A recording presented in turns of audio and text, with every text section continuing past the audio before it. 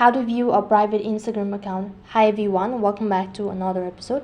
Today I'll be showing you the ways to view a private Instagram account.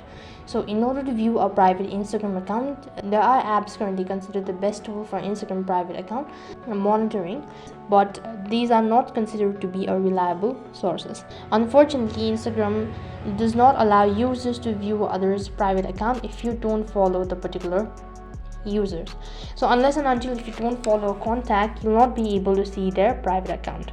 So basically this is for a security purpose. So what you can do is, one of the easiest and one of the alternative way is that you can simply launch to your Instagram application, and once you have done that, you can just go to your profile, and after that tap the try bar icon and go to settings.